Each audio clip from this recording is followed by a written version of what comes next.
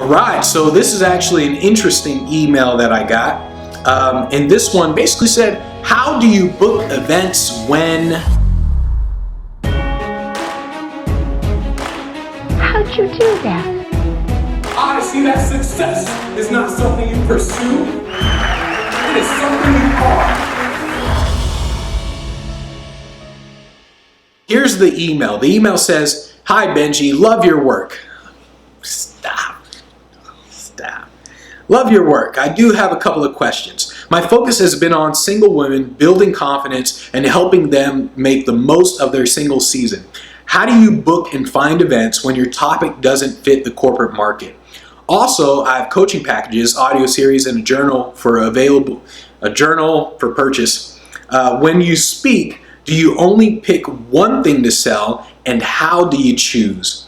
Well, the first question, how do you book and find events when your topic doesn't fit the corporate market?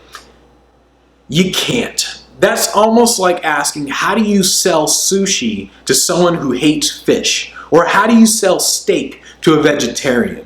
You can't. There's literally no way to do it. If the corporate market doesn't want it, if your topic doesn't fit, you can't sell it. And it makes sense when I say it in the terms of trying to sell steak to a vegetarian. It makes sense like that. But what most speakers don't get is that they think in terms of, here's what I speak about, let me go try to find someone to pay me for it. Instead, what they should be saying is, what are they paying for? Oh, I speak about that. That's how it needs to go. And speakers who refuse to do this will always struggle. I guarantee it. I mean, literally imagine me trying to sell you something you don't want. There is absolutely nothing I can say that would allow you to buy this thing. Literally like trying to sell steak to a vegetarian. It just doesn't work. So you have to essentially position yourself differently. So your position is focusing on single women, building confidence, and that sort of stuff. You have to position yourself in terms of, I mean, you can position yourself anyway, sales, leadership. You position yourself in a way as a speaker that is actually getting hired. So let's take a motivational speaker, for example. And you're obviously going to talk about just women, confidence, that sort of thing. But you're positioning yourself as a motivational speaker. And in your talk, you talk about stories about single women and a lack of confidence. And you relate that to leadership or motivation or whatever you position yourself as. But you can't sell something to people that they don't want. As I look at the second question, basically, in terms of actually the second question, in case you don't remember, she said, I also have coaching packages, audio series. She has all these products, and which one should she sell? Should she pick one or what? Basically, you want to test to see what sells most. So when you are selling a program, you need to test to see what sells best and what increases your profits. So if you're selling let's say a $29 book, you might sell 100 of them.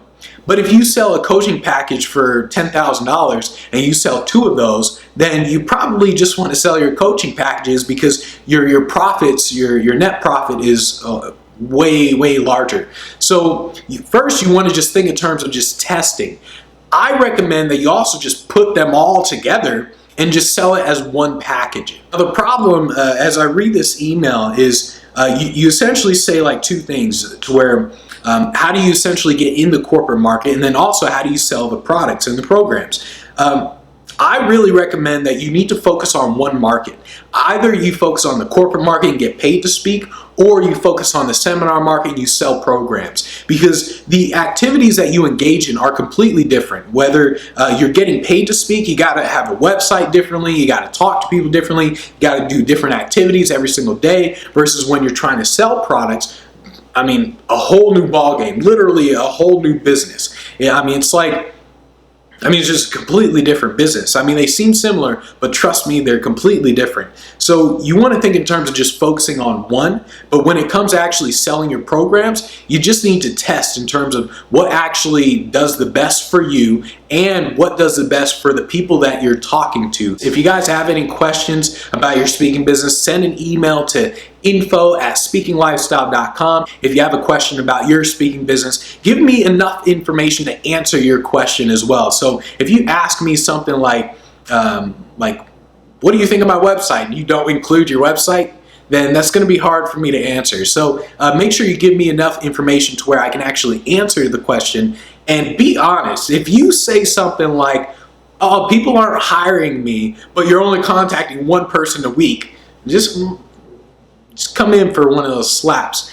Send me an email to info@speakinglifestyle.com.